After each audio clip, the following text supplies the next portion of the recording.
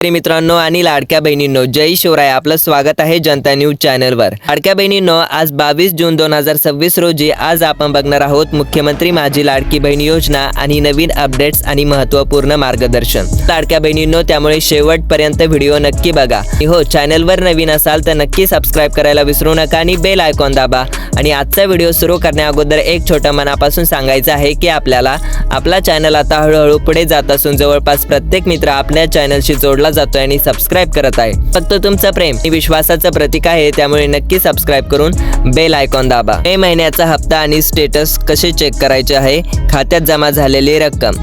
नवीन अधिकृत अपडेटनुसार पात्र महिलांच्या बँक खात्यामध्ये थेट हस्तांतर प्रक्रियेद्वारे डीबीटी मे महिन्याचा 1500 रुपयाचा हप्ता जमा होण्यास सुरुवात झाली आहे. महिलांना आधीच पैसे मिळाले नव्हते त्यांच्या खात्यात मार्च आणि एप्रिलचे दोन्ही महिन्याचे एकत्रित 3000 रुपये टप्प्याटप्प्याने जमा करण्यात आलेले आहे. हो लाडक्या बहिणींनो, जर तुमच्या खात्यामध्ये अजून 1500 रुपयाचा मे महिन्याचा हप्ता आला नसेल लगेच चेक करा, कारण 1500 रुपये तुमच्या खात्यामध्ये जमा होण्यास सुरुवात झालेली आहे. ज्या महिलांना आधीच पैसे मिळालेले नव्हते खात्यामध्ये मार्च आणि एप्रिल म्हणजे दोन्ही पण मार्च आणि एप्रिल महिन्याचे 3000 रुपये देखील टप्प्याटप्प्याने जमा करण्यात आलेले आहेत. तुमच्या खात्यामध्ये पैसे जमा झाले आहेत की नाही ते आम्हाला कमेंट बॉक्समध्ये नक्की कळवा. आणि हो, अजून चॅनलला सबस्क्राइब केले नसेल तर चॅनलला सबस्क्राइब करून बेल आयकॉन दाबा. आता बघा लाडक्या बहिणींनो, बँक खाते आणि स्टेटस तपासण्याच्या पद्धती.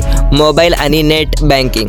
तुमच्या बँकेचे अधिकृत ॲप्लिकेशन्स वापरून खात्यामध्ये स्टेटमेंट्स तपासा. Passbook update. तुमच्या बँकेच्या शाखेत जाऊन पासबुकवर नवीन नोंदी म्हणजेच प्रिंट करून घ्या. मी तुमच्या बँकेमध्ये जाणी तेथे पासबुकवर म्हणजेच प्रिंट करून घ्या, नवीन नोंदणी करून घ्या.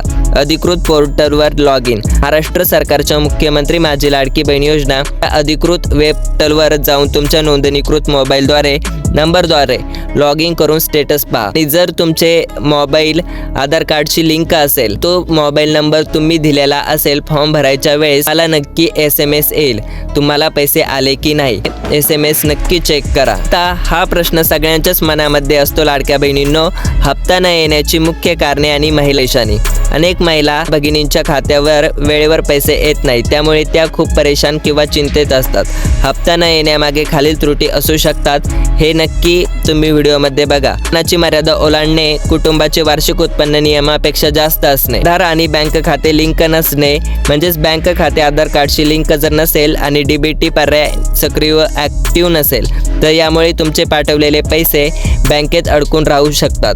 त्यामुळे तुम्ही नक्की चेक करा. त्रुटी म्हणजे फॉर्म भरताना बँक खाते क्रमांक किंवा IFSC कोड या नावामध्ये चूक झालेली असणे किंवा मोबाईल नंबर दुसरा देणे, तर यामध्ये तुमच्या अर्जातील त्रुटी असू शकतात. त्यामुळे तुमचे बँक खात्यामध्ये पैसे अजिबात येऊ शकत नाही.